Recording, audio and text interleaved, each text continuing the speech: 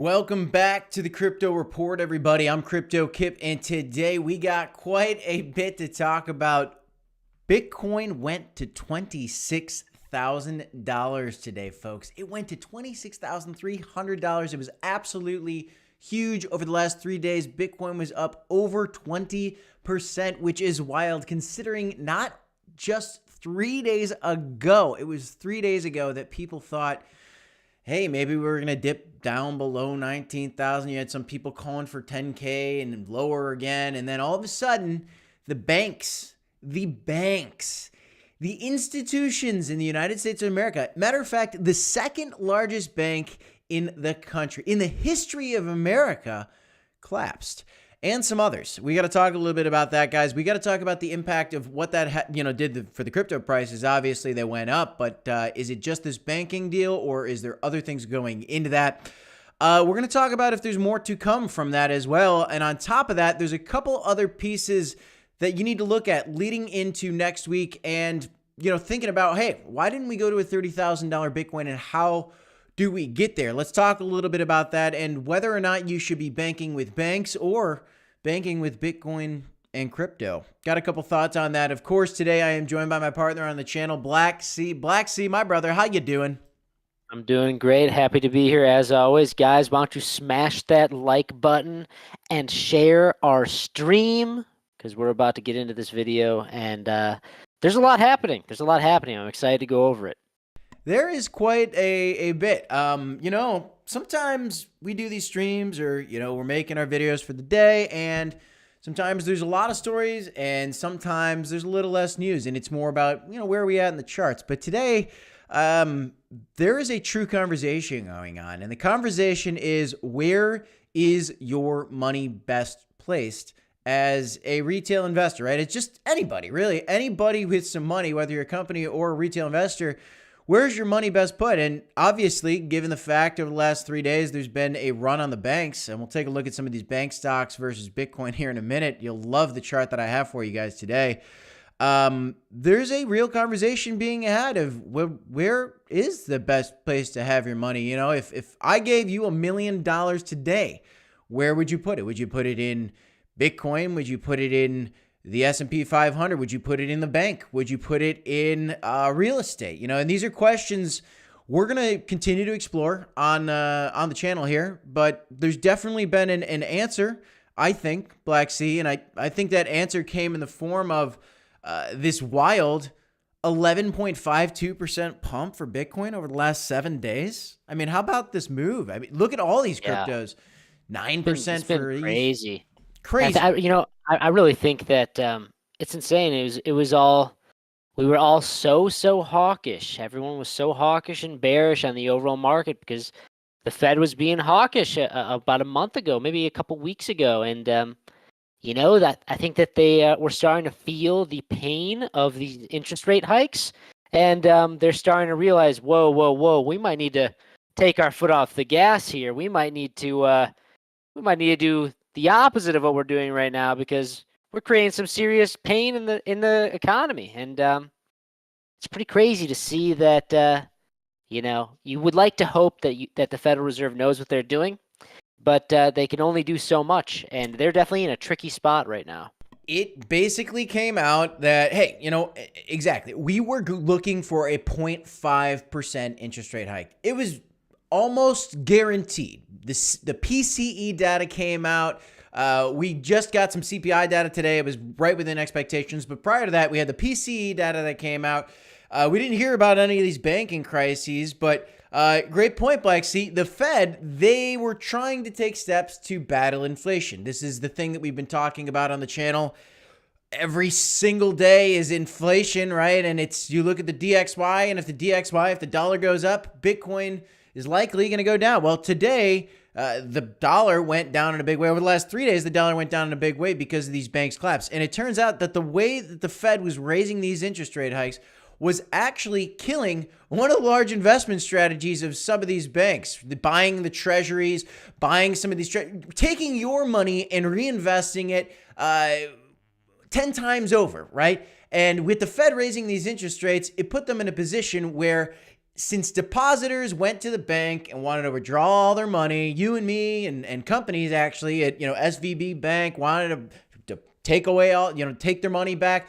That basically forced these banks to sell some of their positions at a loss on some of these treasuries. And here we are. And the Fed didn't see this coming, which is crazy. This is so crazy. And nobody really saw this coming, actually. It's actually very, very surprising, right? You saw Federal Chair Jerome Powell go in front of the Senate just a week ago, and they were grilling him on, what is he doing about this? And he pointed to what he was doing, and they were raising the rates and how they're going to keep an eye on it. Well, nobody was talking about the risk for these banks. And so today, Monday it was, yesterday, the banks had to get bailed out by the federal government, something that we got to talk about this too. Blacksea, yes or no? In your opinion, is this a bailout? Because believe it or not, there's a debate over this.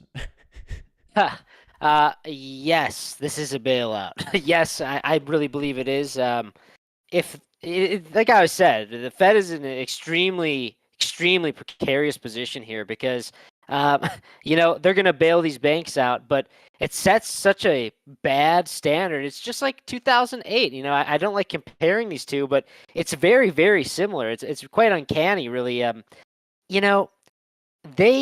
they bail out this bank or these banks, and the banks say, oh, well, if they're going to bail us out, well, then we should probably just be doing our max risk. So whenever things hit the fan, we'll just get bailed out no matter what. It creates a really bad system because, and on top of this, it's just going to be printing more money, guys. A bailout requires printing more money. And when you print more money, guess what happens, guys? Inflation. All this pain we've been going through over the past 2 years, year give or take, about these rate hikes will be all for nothing if we just start printing money.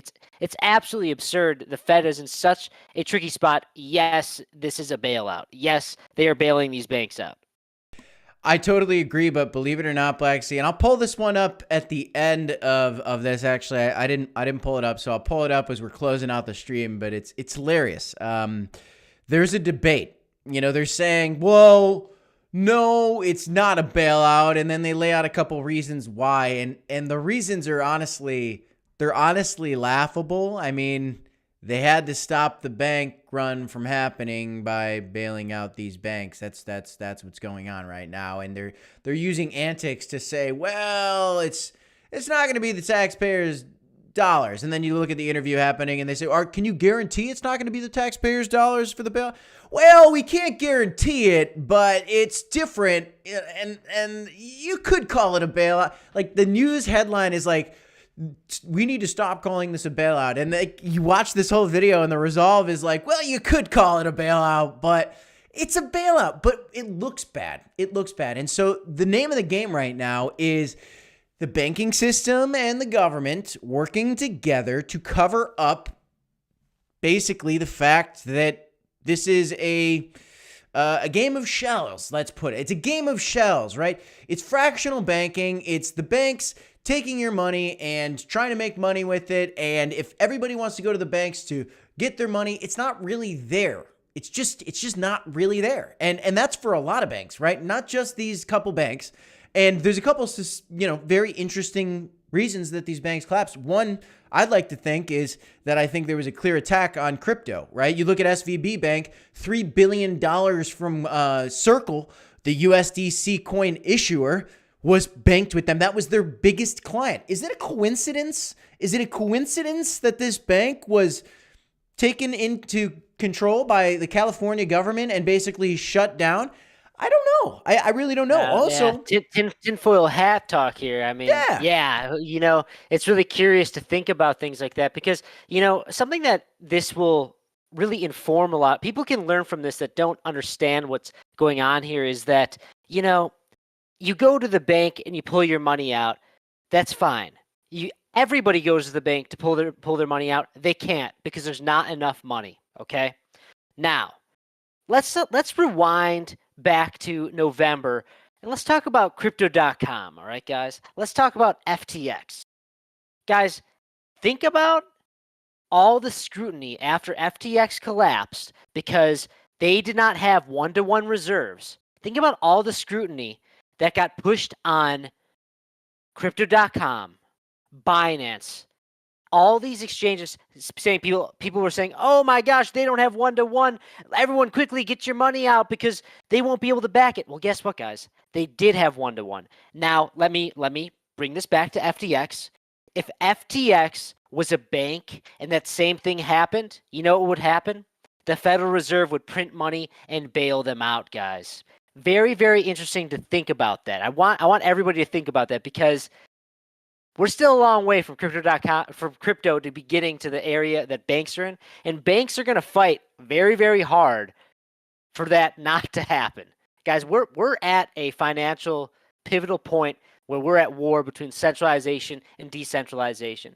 Yeah, and that's Keep that in mind. A really interesting point on top of that. And it's a great comparison, right? It is, folks, we got to acknowledge too, it is, right? This is a cryptocurrency and exchange versus a bank, which is really what we've been saying all along. These are two different things, which is why we say that the banking regulations and some of the old school laws that Gary Gensler wants to point to call cryptocurrency security, these don't apply to crypto. But yet they also do want some of the rules to apply. They want some of the rules to apply to crypto, but they don't want others to apply to crypto. They're not going to bail out the crypto exchanges, right? And also, by the way, the crypto exchanges in the bank's eyes and in the media eyes and in the SEC's eyes is being irresponsible because they need to hold one-to-one reserves. So what did they do? They went and they proved they have one-to-one reserves. Do banks have to prove that? No, because we know for a fact that banks don't have to have one-to-one reserve. It's just not how they work. They don't even have to have 10% of the value of what people deposited into the bank. Because why? The Fed's there to bail them out, which is exactly why on this collapse that we saw from the banks, crypto moved up in a big way, guys. In 3 days, well, 4 days, let's say, it went up $225 million. We went up so high in just a couple days. Why? Because there's a clear message being sent into the market by people buying. And that message is I don't want to bank with the banks if I don't have to. I don't want to bank everything with the banks. Heck, I personally don't want to bank at all with the banks. Matter of fact, I pretty much use my credit card to pay off the things that I owe on a day-to-day basis, and then I buy crypto. And other than that, I'd be looking to buy real estate, maybe some hard assets like gold, but really, name of the game now, we're in the accumulation phase, folks. I'm looking to buy some cryptocurrency.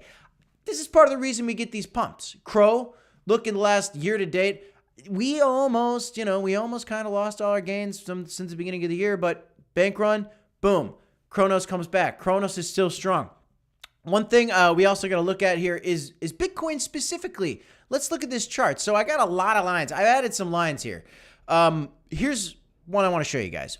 First of all, we predicted this bounce of 19,500 right here. We talked about it every single day on this channel for the last week or two. It bounced off it perfectly. We then blasted off during this banking fear and this banking crisis through the $21,500 level. I was excited about that. I thought, hey, maybe we'd bounce between these levels a little bit. And I said, yeah, maybe there's a chance we break out. People are so excited in crypto that the banks are failing that we just took off. Now I see in the chat, Psycho Pearl saying massive bull trap. Is it? Is it a massive bull trap, Psycho Pearl, or was this a massive bear trap? Was this a massive bear trap? Because look over the last couple days, $500 million, $500 million of shorts were liquidated. $500 million worth of shorts were liquidated. Now I drew these white channels here because this is one that I see a lot of traders are looking at right now. I think there's a chance, guys, that we could be playing a dance. Nothing goes straight up, and now you see the stories are going back to trying to fear crypto again. They're trying to pivot. This is what the media does. We pivot away, right? Joe Biden came out, made a speech, said the banks are fine. You had Janet Yellen coming out the day before saying, we're not going to bail out the banks. Well, it turns out we did. Joe Biden comes out, the banks are fine. The media says, oh, crypto's the thing that caused the banking. You can see the messaging coming, right? The system versus crypto. Crypto takes the win. Crypto takes the win. They take the W here. That being said, it's going to be choppy, guys. I would love to see a breakout above this, but big thing we got to look out for, Blacksea, coming up next week. FOMC meeting. What are your thoughts? You're looking at this chart. You're looking at some of the levels that we've been talking about. How are you feeling here? I'm going to zoom out a little bit. I got the 2 hourly candles. I'll give you the dailies so we can get a better look at this. Yeah, I'm definitely super, super eager, as always, to hear the FOMC meetings, more particular this one up and coming, because I'm looking for some vague talk. I'm looking for some talk that has almost nothing to do with what they're going to be doing. I kind of think that that's probably going to be what they say, and I would expect some extreme volatility on the day of the FOMC meeting coming up. I really do believe that they are in such a sticky situation right now that they probably aren't going to do anything. I don't think they're going to do anything. I think they're going to halt the raising of rates. They're not going to cut them. If they do cut them, we're going to have to take a quicker and closer, excuse me, not a quicker, a very, very close look at these charts and these new levels, because that will indicate a big move on the S&P 500, in my personal opinion. And you guys know what I always say, Bitcoin is the tide that raises all the boats, and the S&P 500 is the moon that controls the tide. However, we have been getting a decoupling off of the S&P 500 to Bitcoin, but I do think that it's going to tie back in and find a nice correlation once again come this FOMC meeting. It's going to be very, very tricky for them to pull off raising rates or cutting rates. Yeah, what I'm looking for is, first of all, and I do agree. I mean, I think they're going to halt the rates. There's no way they can raise the interest rates, and it's crazy. It's really crazy. I mean, we were just thinking it was 0.5. The Fed didn't see this coming. The banks are having an issue. Now, all of a sudden, it's like, we got to stop the interest rate hikes, which means inflation, guys, the goal was to get back down to 2% inflation. Well, Peter Schiff, love him or hate him, he's a gold bug, does not like Bitcoin for a second, but even he came out and said, we're never going to get to 2% in my lifetime. He's like 60 years old, and that's crazy. 20, 30 years, right? Not get to 2% now, who knows? Maybe we do, maybe we don't. But the point is it's a long road ahead. And the fact that the Fed can't keep raising the interest rates to get inflation back down means that deflationary assets like Bitcoin got to be bullish, right? I mean, you really think about it, it's got to be bullish. It's if there's nothing else we can do about inflation, then what other choice do you have but to pivot away from the dollar that's going to continuously get devalued? I can't buy as many chips in a bag of chips. My eggs are more expensive, right? Rather have my money in Bitcoin, right? And I'll say this, if we get this 0% interest rate hike, which I do think is coming, that'll be very bullish. But in the meantime, in this channel here, this white channel that's drawn, you can see pretty clearly, we bounced a little bit through this even, which is very exciting, very, very exciting. A lot of craziness, a lot of shorts liquidated. That's why we went so exaggerated up here. I'm thinking, this is my prediction, guys, not right every single time. We've been pretty darn good on this channel, though. It's been really a lot of fun giving some of these predictions. I'm thinking we come back down and we kind of test this 23,300 level at some point. Possibly get back up to the $25,000 level some point this week. I think we come maybe even to 26 almost. I think we come back down. I think we test either this 23,000 if we don't break above 25K. If we do break to 26K, I think we break down and maybe test this 25,200 level. Kind of start playing in this channel. But I think leading to the FOMC, we kind of get one of these bounces. Post FOMC, we're going to take another stab at this top band. Blacksea, I mean, how soon till 30K? I will say that my general levels that I'm personally looking at are between the very key level of 21,600, which we broke below and did not have that weekly candle close below. And we came back and we resumed up. But I will say that between 19,500 and originally it was 25,000, which we've broken above. We need to see a weekly candle close, however. I'm mainly focused on the weekly time frames when we're talking about a price target of 30K. So leading into the next Bitcoin halving, I do think that a very healthy accumulation zone will be between 19,500 and maybe even the bottom end of 40,000. But all in all, $30,000 Bitcoin, if we keep getting these weekly green candle closes breaking above these key levels of 25,300, that's my key level, 25,300. If we have a weekly candle close above that, I think we could definitely be headed towards the 30K mark. Yeah, I mean, I would love to see this weekly candle close above this. This is where we're at, guys. We're really, really close. It is certainly possible. We're going to be keeping an eye on this, but I'll say, Blacksea, I was with you on that 19,500 price level for a while, but I kind of found this new channel today, and I'm telling you that personally, I don't think we're going back down there unless we get some another crazy black swan event, which is always possible. I mean, look at the black swan event that happened to the banks. It's possible, but I think we're going to play in this channel unless something else is coming that we just don't see yet. That being said, who cares what happens over the next 6 months, right? Because when you zoom out,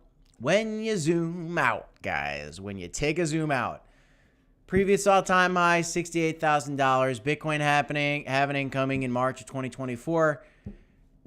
The inflation's not going to get any better. Got to find something better than the dollar. Where are you going to go? Yeah, I think that's a very key point. I mean, that's like the main point I want to hone in on is the name of the game is where do you put your money to retain its value or to gain value? That's the name of the game always. Always. And right now, there really isn't a place. The only place that truly looks decent, and I'll use the word decent, is Bitcoin. Because right now, there's not really a safe place for your money. I'm not trying to cause panic at all, but the way that the Federal Reserve is handling this situation, it speaks volumes. They don't really know what they can do. Because, guys, we're just feeling the pain of the first interest rate hike, the 0.25 basis rate point hike. Guys, we've had many, many more after that. It's only been a year since the first one, guys. They are in a tough spot, and it's very, very intriguing to see that Bitcoin is basically a safe haven asset right now. And a lot of people are starting to ask the question. This is an article by Decrypt. Could Silicon Valley Bank crisis, this issue where the Fed were raising the interest rates, right? And for the record, I thought we were doing the right thing. It looked like inflation was getting better. It looked like the Fed was doing a great job. It was brutal. It was killer. It was hurting the economy. But we needed to do it for the sake of the dollar, for the sake of the country. I get that. I can respect that. I mean, I'm more bullish on Bitcoin than the dollar, and so I kind of celebrate the fact that the banks are struggling. That being said, it hurts some of the businesses, but the question is relevant, right? Could the Silicon Valley Bank crisis end the crypto winter? And I would argue it could definitely put the nail in the coffin, right? It could officially say, we've been saying, hey, we believe the bottom's in. We called bottom. This kind of puts the nail in the coffin on that, in my opinion. Again, black swan events, guys, they happen. You can go back in time and call out a bunch of black swan events, right? And doesn't it seem pretty crazy? There's all this black swan event talk. Like, guys, I will be honest. Like, we have had a crazy past couple of years when it comes to quote unquote black swan events. I mean, pandemic, banking crises, like there FTX collapse. I could just keep going and going. There's so many. And we're using the term, usually black swan is not a term used lightly, but guys, it's been relentless. It literally has been relentless. And I will take the time to say right now, if you're listening right now and you have been listening, especially in the past few weeks, pat yourselves on the back, especially if you're accumulating. This is the time to accumulate. I made a tweet today saying, usually when it's over is when it starts again. And I was referring to, when people say crypto's over, or an NFT, the NFT system's over, usually that's when it's time to start again. Truth. And these black swan events too, there's an argument to be made that all the ones that you just mentioned, were those manufactured, right? Just think about that, guys. Just sit on that and think about that one as we continue through this accumulation phase, as we go through some of these stories here, because it's palpable. All right, guys. So, little good news for you. Binance will convert $1 billion worth of BUSD stablecoin to Bitcoin, Ethereum, Binance, and other tokens. I even heard that CZ, CEO of Binance himself, is looking to personally invest his own funds into crypto. I think $1 billion worth of money into crypto in his own funds. A lot of people looking to buy crypto in a big way right now. This is great to see. They're moving away from the BUSD stablecoin issue, moving to Bitcoin, Ethereum, BNB, some other tokens. I think that's a good move. This is good to see. And I think, could have contributed a little bit to some of the bullish momentum here in these markets. But Blacksea, I know you got a kick out of this one before we start. I gave you a little glimpse at this, but how about this chart? So for all you out in the chat, what you're looking at right now is a perfect example that Bitcoin is the inverse of banks. This is the banks collapsing, and this is Bitcoin absolutely soaring. People want to bank with Bitcoin. What an insane visual, huh? How about that? Yeah, how about that? When think about how far we've come, Crypto Kip, since the 2015, 2016 days when you would talk about crypto, and now look at this, and this chart says it all. It's not only fascinating, but it's also alarming. You want to hear something crazy too? Let's hear it. The CEO, I can't even hit this one. The CEO of Charles Schwab came out today and announced that he bought, I think, 50,000 shares. 50,000 shares of his own company this morning is what he announced. This is yesterday's chart. It was down 41%. He bought so much of his own stock at the very, very bottom. And some people are starting to call him out for insider trading. That's $3 million, guys. He bought $3 million. That stock, by the way, all these stocks recovered insanely today, up 50%. Dude made $1.5 million probably today, like that. And he's going all over the media and talking about it. Is that really a good look for the banks right now? Is that really a good look for the banks right now? Could you imagine if that was CZ and Binance on the same thing? Imagine that CZ was an American company, right? Imagine that Binance was an American company. They were a company on the stock market, and that same story was Apple. How would the media react? How would the media react to that? Yeah, I think that it's when you put it that way. There's a bunch of scammers running these companies. Just the full breath of the dragon, just talking about how they're con men. And it's very interesting that these bankers can get away with coming out and they're pumping their own stock. It's insane. I don't understand how dumping it too. They're dumping it too. I don't understand how that's legal. I don't understand how he could do that. It's insane. The executives of Silicon Valley Bank in late February sold off 35-50% of their shares ahead of all this. They knew they were doing things wrong. They knew that the Fed would bail them out. It's disgusting. It's despicable. The president did come out and said that they're going to hold them accountable. We'll see. So one of the differences, too, that they're saying, and so let's just go back to this really quick.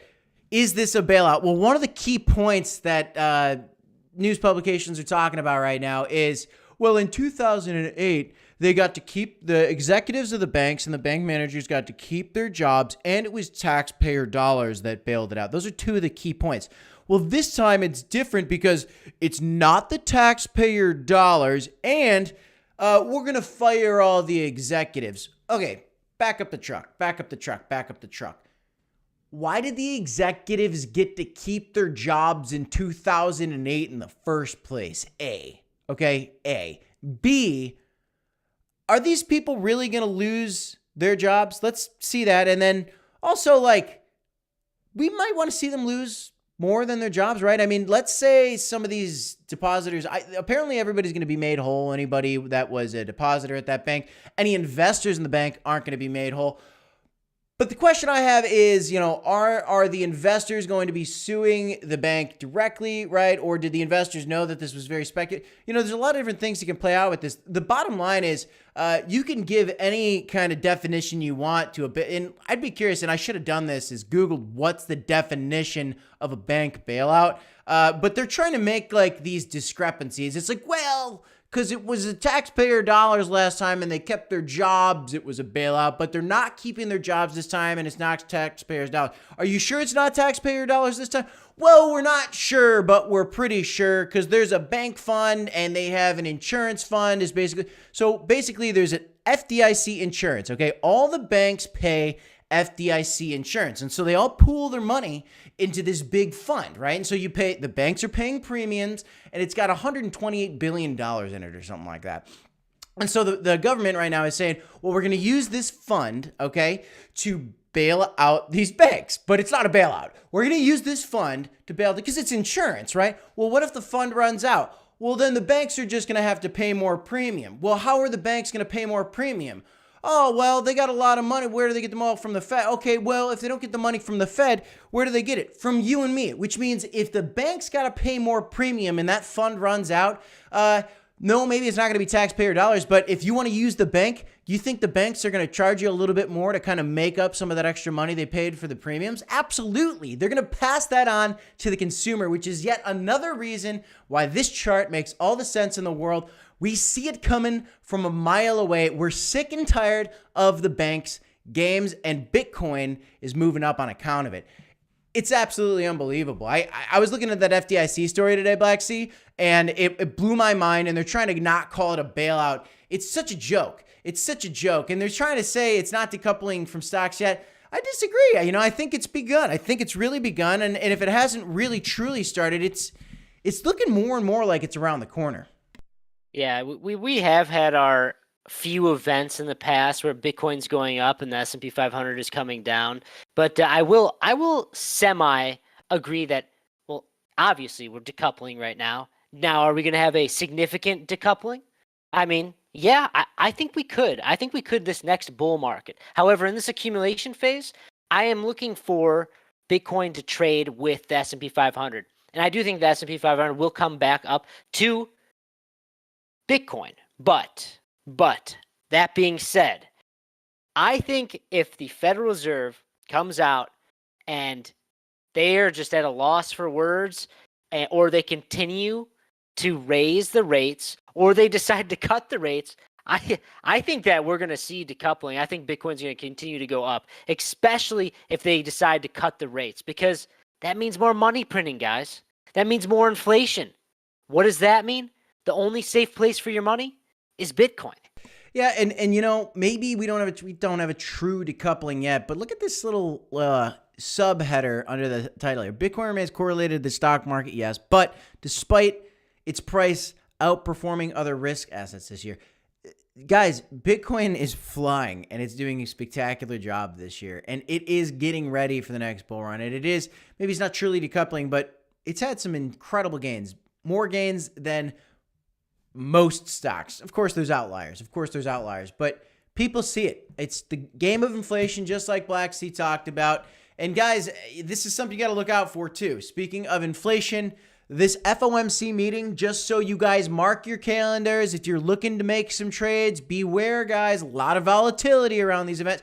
I think it's going to get a little bit boring possibly over the next couple days leading up to this event. Maybe we come down a little bit. Maybe we're a little exhausted, maybe. Leading up to this event, and then March 21st, March 22nd, the FOMC meeting comes out. When the announcement comes out of what they choose to do, get ready for some more volatility. Probably immediately a move down when Fed Chair Jerome Powell starts speaking, which is like always how it goes. No matter what he says, the market typically, now I'll be wrong next time, but the market typically goes down. A minute he opens his mouth, 5 to 10 minutes later, you kind of really see what's going to happen. Sometimes it's a little bit longer than that, but keep an eye on that, guys, and be careful if you are trading. If you do want to trade some of that crazy volatility, there's free referral links in the description down below for BitGet and Femex money when you sign up for those, and take advantage. If you guys are traders and you haven't signed up for those yet, it's a great tool. Be careful, though, with the leverage. One of the big reasons, though, Blacksea, I've been talking about this one a lot. Obviously, we had a lot of longs liquidated. We had $248 million worth of longs liquidated the other day. That's when everybody was worried. We were bouncing off $19,500. I said, hey, usually when we see a long liquidated, we get a big short squeeze coming not too long after. And look at this. We got $152 million worth of shorts liquidated, $177 million worth of shorts liquidated, and then $166 million worth of shorts liquidated. That is over $500 million worth of shorts liquidated in just 3 days. That is $500 million, which is why we got the move to the upside. And this goes back to, is it really a bull trap, or is that was that a bear trap right there is the true answer. Or, you know, maybe it was a black swan deal, right? We didn't see the bank collapse coming, but you think we're going sideways? You think we got more room for some squeezes? Maybe some longs are going to get squeezed out now. Maybe people got greedy. We saw the breakout. What are your thoughts, Blacksea? You know,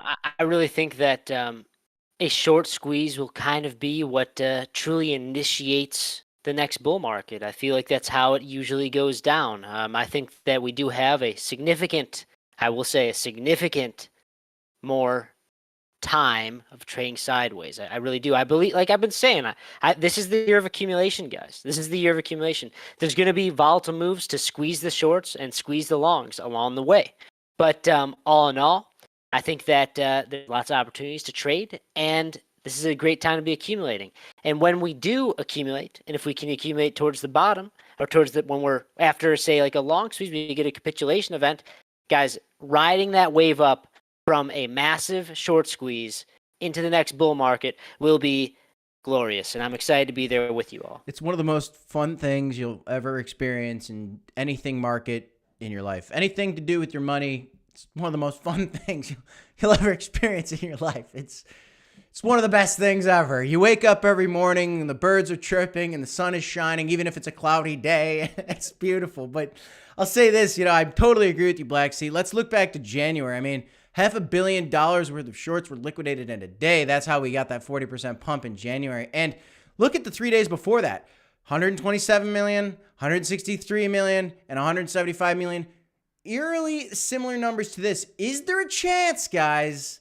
Let me know in the comments below that we get a really crazy candle like this. Is there a chance we can get another one like this? I mean, it does look similar, right? It seems if there's any patterns to this, I don't know. I haven't typically looked at this chart. I've been getting into this one more over the last 4 months, but let me know what you guys think. What's the next big liquidation? Is it going to be the shorts or is it going to be the longs? I hope it's the shorts. I hope the shorts get liquidated. I hope it's not you. For sure, though, there will be a liquidation because that's how the exchanges make money, guys. Just keep that in mind. That's a guarantee. That is a guarantee. But the blame game still happens, right? You know, the banking fears were very interesting. Now, quick little story time for you. Barney Frank. Probably most of us don't know who it is. I didn't know who this was, but hopefully don't botch the name of this bill. But I believe there was a bill that came out in 2008 after the big bank bailout, the big financial crisis in 2008. And it was called the Dodd-Frank bill, I believe. And basically, this bill was created by a guy with the last name Dodd and Barney Frank, who was involved in the banking industry. And he came out with the government and they put together some rules, right? Some strategies, if you will, to make sure that a 2008 banking crisis didn't happen again. Well, fast forward to today, and Barney Frank, remember Dodd-Frank, he was part of this bill to stop these bank runs, is part of Silvergate Bank. If you don't know who Silvergate Bank is Signature Bank.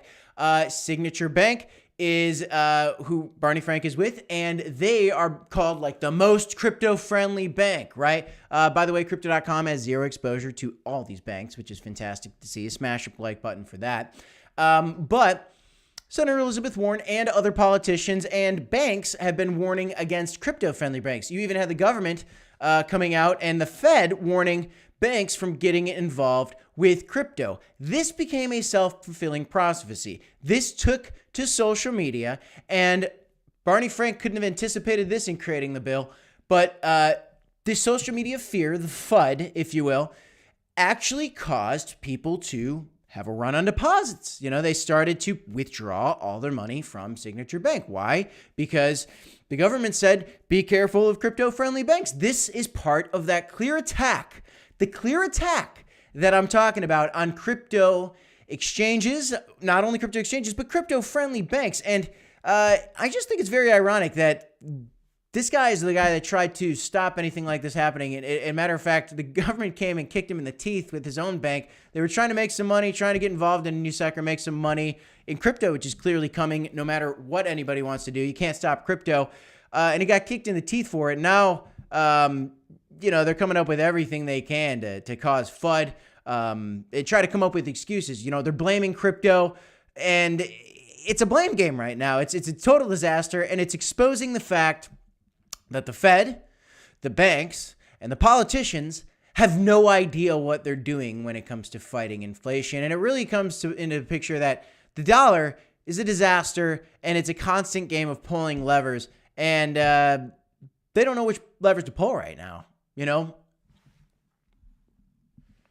Yeah, I think that what we really need to be looking at here is that, still, even though it's been years of crypto and Bitcoin being a thing and being more and more adopted, still to this point, these politicians don't know what to do at all when it comes to crypto, except for attack it because the banks tell them to do that. It's actually crazy. It's hilarious. And now the question again is, should I keep my money in Bitcoin or a bank? Well, guys, I choose Bitcoin. And, here's an interesting thing, too. You could even say, I choose crypto exchanges, right? And this is so funny. And now I was watching BitBoy Crypto. Shout out to BitBoy Crypto. Yeah, we're a smaller YouTube channel shouting out BitBoy Crypto. Kind of funny. But, we watch all these YouTubers. We want to know what the sentiment is in the space. We're looking at Twitter spaces. We're looking at YouTubers. We're checking Twitter. We're looking at all these guys. And not only BitBoy Crypto, but a lot of YouTubers, ourselves included, were urging investors in crypto to, have your money in your own wallet. Don't have it all in the exchange, okay? But now there's a pivot. Don't have your money in the banks, everybody's saying. And BitBoy came out in a video. Blacksea, we didn't talk about this yet. We have phone calls every day, folks, me and Blacksea. We didn't catch up on this one. You're going to get a kick out of this, Blacksea. And you guys will too in the chat. I was watching the channel, and I heard him start to go on a rant. He's got some fun rants, definitely. And one of this rant in particular was all about how he's going to put his money where his mouth is, and he's going to move away from the banking system. Well, Crypto Kip, you're on the crypto.com website. Are you about to say he's going to bank with crypto.com? Well, not necessarily, but he is making a move to move away from the banking system and move entirely into crypto for his personal assets 100%. And then he went on to start complaining about debit cards and how when he goes to the doctor, his debit card gets declined. And the very next thing out of his mouth, Blacksea and audience, was, the only card that I can really count on, the most reliable card in my wallet, is my crypto.com card. That's straight out of BitBoy's mouth. He's moving away. That? It's incredible. And I love to hear that. I've had the debit card for years now, and every time I've used it, I've never had a problem at all. And that's beautiful to see, because you know what, guys? Crypto.com's mantra is getting the first billion users. And to do that, it's all about mass adoption. And you know what would be an easy way for mass adoption is to have everybody using a crypto.com debit card. I was really excited to hear that out of his, and that channel, they're fantastic. They've been around forever. They're one of the biggest channels on YouTube. They do not talk about crypto.com. I can't figure it out for the life of me. I don't know what the story is behind that, but it was a rare occasion where I heard him mention it. And it got me thinking, is crypto.com really the best debit card? I love the debit card. I've got the Coinbase debit card. It's okay. It's fine. I got a Robinhood debit card. Don't have a Binance debit card. I'm in the US. Can't get a Binance debit card here. And then who's also the best substitute for a bank? Well, one thing's for sure, guys. This is a huge exchange, and it is one of the leaders. But let's look at some of the other leaders. This is a chart of some of the crypto exchanges' assets and their transparency. Again, if it's going to be a bank, for you, don't you want to be transparent, right? If you're a Silicon Valley Bank or Silvergate, do you have full transparency on what's going on behind the scenes there? No, you absolutely don't. Well, now, with some of these crypto exchanges, you absolutely do. Binance, OKX, Bitfinex, Crypto.com. Look at Crypto.com number 4. And also note, over the last month, who's got the most inflows? OKX does. We've seen their coin pump up. Outside of that, Crypto.com, $254 million flowing into Crypto.com. You look at some of these other exchanges, they're either red or slightly up. Slightly up. Well, Crypto.com, massive moves. $254 million. Last 7 days, $80 million. Of course, there's some other ones up there, but they are really doing a great job. Really doing a great job. Only negative $132 million versus only negative $1.32 million today versus OKX's negative 110. These are all the big players we got to keep an eye at, guys. And the big thing you got to know is if you're going to bank with a crypto exchange, you're going to want to make sure that they're doing business responsibly. If you're going to bank with a bank, you should try to vet that bank too. You should try to make sure they're doing business responsibly. I still love DeFi the most. Personally, I'm not going to put all my money into a crypto exchange. I still think my keys, my wallet, I choose to bank with crypto Kip Industries, if you will, right? I'm going to choose me and my private key over a crypto exchange. But if I do want to use the crypto.com debit card, I'll happily keep a couple $1,000s on there to spend, use it instead of my credit card eventually, possibly. I mean, I hate using my credit card. It's something I got to pay off every day. I should probably just move to crypto myself, but I'm very excited to see a huge YouTuber like BitBoy Crypto start talking about and influencing the audience, pushing his audience to try to do what he's doing and move towards crypto, putting his money where his mouth is. And crypto.com was the only exchange he mentioned in this move. And I mean, hey, look where the money's at. $254 million worth of inflows over the last month. It's pretty fantastic to see. Yeah, I'm just super excited that he mentioned crypto.com because it is very fascinating that, we don't hear a lot of these bigger influencers talking about crypto.com. And to have him come out and say, you know what, their product is good, being their debit card, and it has never failed me, is really awesome to hear. It was awesome. It was so good. And yeah, he uses it all. His only complaint is that there's like a $15,000 limit. And that's not a problem for me. I mean, look, he made a lot of money. He made way more money than me in crypto, way more money than me in crypto. He had a lot more money, made a lot more money on the channel, had a lot to invest in. So maybe he's buying a lot more, but $15,000 limit a month is pretty fantastic. I mean, how many cars am I going to buy in a month? None is the answer. None is the answer. Not for now, anyway. Maybe we'll get 20 Lambos for the crypto report in the bull run. What do you think, Blacksea? Lambos, I don't know. I think people would be, if we get Lambos, then we need to have loaded lions plastered all over them. Oh, well, for sure. I mean, come on. It was a loaded lion Lambo all along. Absolutely. I'm with you. But guys, this is the real question everybody's asking right now, and this is the reason that Bitcoin went to $26,000 today. What was Bitcoin created for, guys? The concept of Bitcoin first came into creation in 2008 as a response to the great financial crisis and the financial world's reliance on banks as intermediaries of all financial transactions. We don't need the banks anymore, guys. Satoshi Nakamoto had the idea of disrupting the banks, creating a peer-to-peer payment system, and it's here and it's ready to go. And we do not need the banks involved in each and every transaction. You can use your own DeFi wallet. You can put it all in Bitcoin. You could put it all into a DeFi wallet. You could put some of it into an exchange. There's an argument to be made that anything that I just said right there could potentially be a lot safer than a bank. Not financial advice whatsoever, but let me know what you guys are thinking in the comments down below. There's an argument to be made too. And I'll say this, one of the last things here. Bitcoin. Bitcoin is looking strong as ever. And to be honest with you, I mean, we already told you, I already got all my bags filled with CRO, right? But am I going to be buying altcoins or am I going to be buying Bitcoin over the next couple months?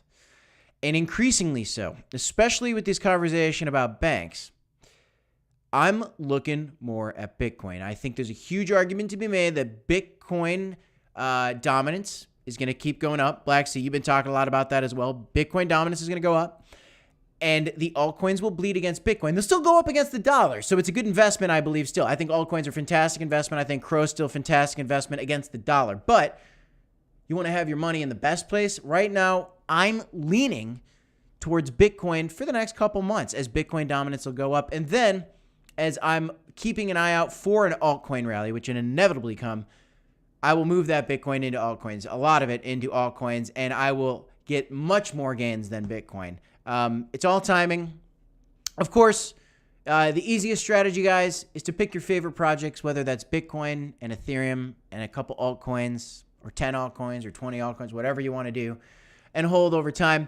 If you want to get crafty, retaining the most value, there's an argument to be made that Bitcoin is going to have a lot more upside in the next couple months than some of the alts. Let me know your thoughts on that in the comments down below as well. Blacksea, how do you feel about Bitcoin right now versus the alts? Well, we're on that note. I really think that a lot of our views truly align here. I mean, right now I'm looking for Bitcoin dominance to break above 44%, and it did today. I would like to see an increase in the overall market cap of crypto, break above that 1.3, maybe even $1.4 trillion mark, dare I say, and then start to see some sideways action on Bitcoin to really start to get that altcoin season leading a little bit closer to the Bitcoin halvening. I would say a month or two after even the Bitcoin halvening. But yeah, Bitcoin's a great play. You can't go wrong with buying it. Like you said, not financial advice, but I'm looking to buy more Bitcoin. I'm definitely looking to buy more Bitcoin. Yeah, I'm looking at Bitcoin and ETH in a big way. I'm still gonna get a little bit of altcoin action, probably. I can't help myself. I love my alts. We gotta love the alts, guys. A lot of fun. But up until Q3, maybe I'll be looking at Bitcoin and ETH a little more than some of the alts. So let me know your thoughts on that, guys. Let me know. We're giving away a loaded line at 25,000 subscribers, guys. Follow us on Twitter at _crypto report. If you're a member on the channel like Benny Blue Eyes, like, Crowbro, you're not a member. Yeah, it's okay, Crowbro. One day I know you'll become a member. Ron Wilson, we got you in the chat. We got Texas Crypto in the chat. Mr. Plan Profit. Guys, you guys get an additional 10 entries for every single month you're a member towards this loaded line and other giveaways. Also, make sure you access the private Discord we have set up for the members on the channel. To become a member, all you got to do is go to the YouTube page, join right here, or in the link in the description down below when you become a member. Just like the fellas in the chat, you get these loyalty badges next to your name, and hit them up with some of those emojis, fam. Hit them up with some of those emojis. Show them what the business is about, guys. Show it what's about. I hope you guys don't mind. I shaved the goatee. We're changing it up. We're changing it up a little bit. Crypto report community. Yeah, I'm going to a wedding this week, so the family's like, shave. I love the family. I'll give them a little bit of love. Hey, I'll shave it. Guys, that's all we got. That's all we got today. Beautiful day. What a wonderful move in crypto. This is the Crypto Report. I'm Crypto Kip. As always, guys, don't forget DCA, HODL. Got one question from Benny. When you make a purchase on your CRO card, does it come out of your stablecoin holdings or does it sell crypto for you to cover the charge? Great question, Benny. Sorry I missed that earlier. You actually got to sell your crypto for USD, I believe. I think it's USD coin or just like cash, maybe even. Might not even be a coin at that point. I think it's just cash. You got to sell it, and you got to basically put it into like a debit account. So it's actually cash. It's not directly transacting in crypto, but it's the closest and easiest thing to it right now. So I hope that answers your question, my brother. But DCA, HODL, folks. That's all we got. We'll see you in the next one. I'm Crypto Kip. Talk to you the next time, folks. Peace, Blacksea.